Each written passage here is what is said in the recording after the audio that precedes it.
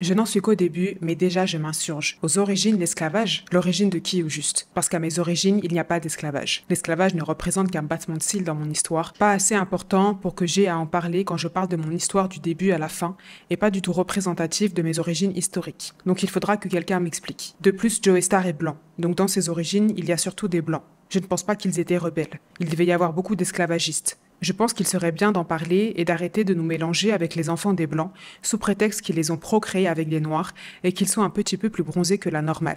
Du coup, tu n'es pas considérée comme blanche, tu es blanche, donc tu es considérée en tant que telle, tant par ta couleur de peau que génétiquement. Les Noirs ne possèdent pas les 2% de gènes néandertaliens qui vous caractérisent. Alors c'est cool que tu fasses une chaîne qui traite de notre combat, par contre tu ne peux pas t'inclure dedans par simple honnêteté intellectuelle et respect pour les personnes concernées par ce combat sans l'avoir choisi, contrairement à toi qui peux choisir entre ton côté blanc et ton côté noir. Tu as de la famille colonialiste et esclavagiste. C'est quand même grâce à eux que tu es sur Terre. Donc tu ne peux pas, comme ça, choisir de le nier et te ranger du côté qui t'arrange. Mais encore une fois, c'est sympa, infantilisant mais sympa, de vouloir te ranger de notre côté.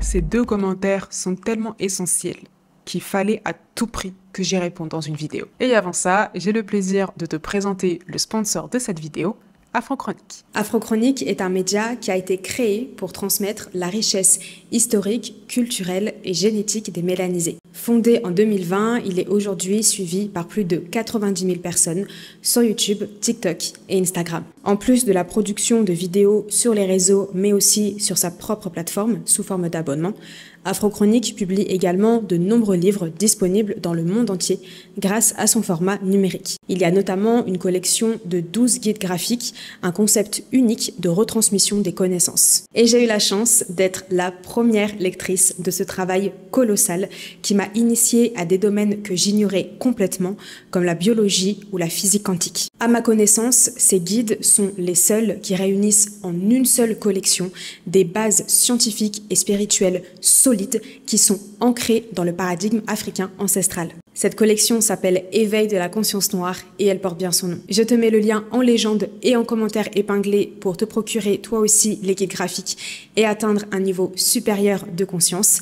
Et je remercie Afrochronique de soutenir ce travail. Ces deux commentaires ont été mis en dessous de la vidéo sur Joe Star et ils sont tellement riches en connaissances et en enseignements qu'il fallait que j'y réponde dans une vidéo pour en faire profiter au plus grand nombre et je vais même m'appliquer autant que je peux à répondre point par point pour être sûr de ne rien rater de ces précieux enseignements. Du coup, tu n'es pas considérée comme blanche, tu es blanche, donc tu es considérée en tant que telle. Revenons aux bases, c'est important. Si on mélange du rouge avec du jaune, ça fait ni du rouge, ni du jaune.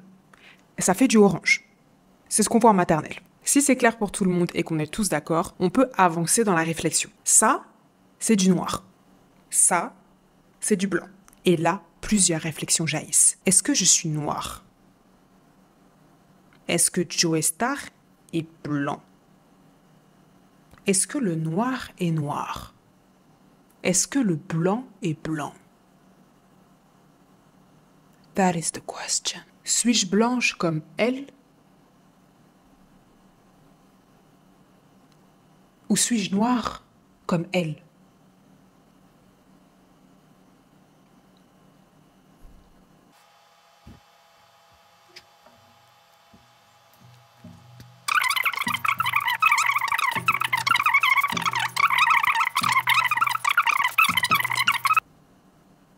Non. Je suis un savant mélange des deux. Point suivant. Les Noirs ne possèdent pas les 2% de gènes néandertaliens qui vous caractérisent. Ce qui fait... Attends.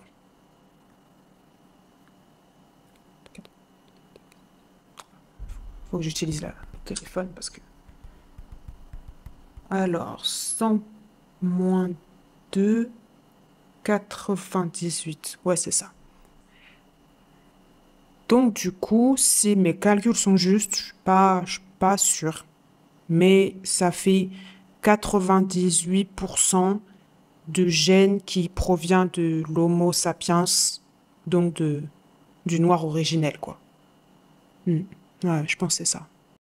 Alors c'est cool que tu fasses une chaîne qui traite de notre combat, par contre tu ne peux pas t'inclure dedans par simple honnêteté intellectuelle et respect pour les personnes concernées par ce combat sans l'avoir choisi.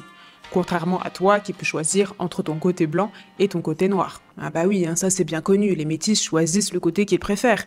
Et c'est validé d'ailleurs. Ils sont toujours accueillis, grands bras ouverts. Ce commentaire le démontre d'ailleurs. Attends. Tu as de la famille colonialiste et esclavagiste, c'est quand même grâce à eux que tu es sur Terre, donc tu ne peux pas, comme ça, choisir de le nier et de te ranger du côté qui t'arrange. Autre principe de base. Pour faire un enfant, il faut un papa et une maman. S'il n'y a pas les deux, on ne peut pas être sur Terre.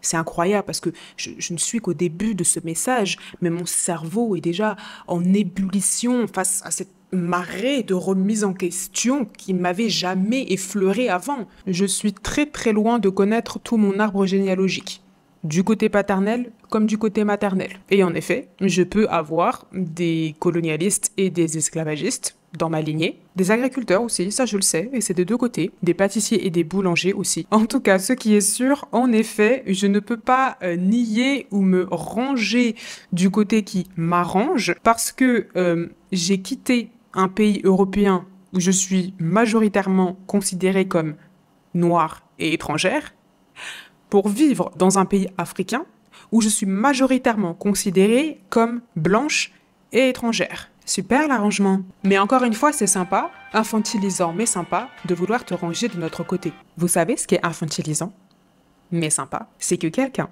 débarque de nulle part pour t'expliquer ta propre vie. Je vais faire une précision aussi quand même, c'est important.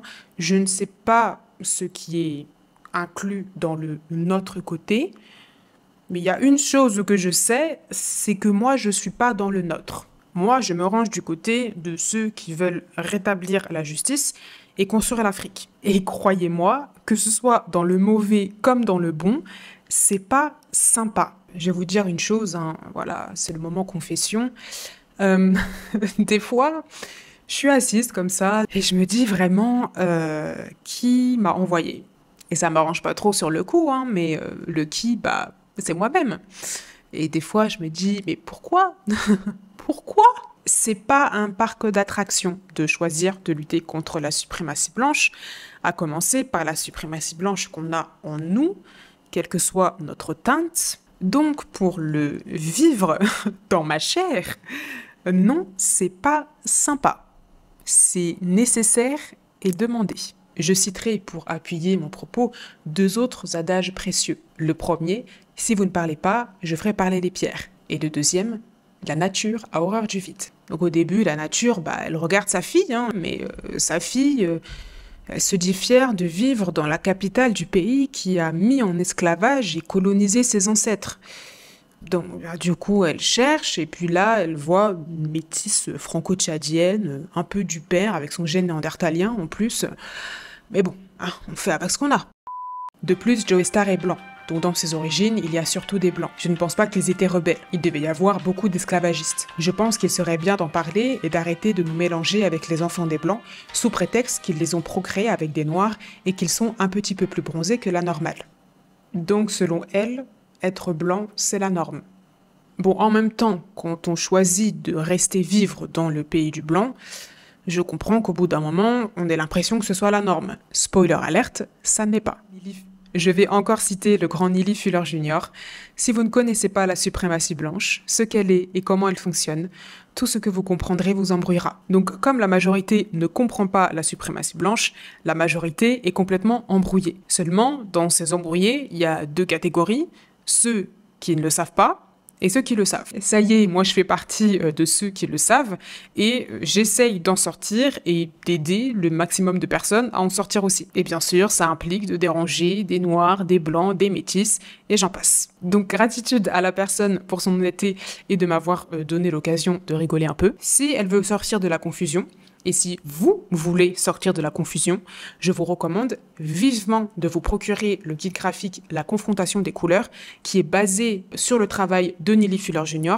et aussi de sa disciple Frances Cress Welsing. Et je vous recommande aussi vivement de vous procurer le guide Ultime Mélanine, où vous allez vraiment comprendre comment ça se passe au niveau des gènes entre les blancs et les noirs. Avec ces 2 guides, vous allez avoir toutes les bases et bien plus pour comprendre la suprématie blanche. À très vite pour une prochaine vidéo.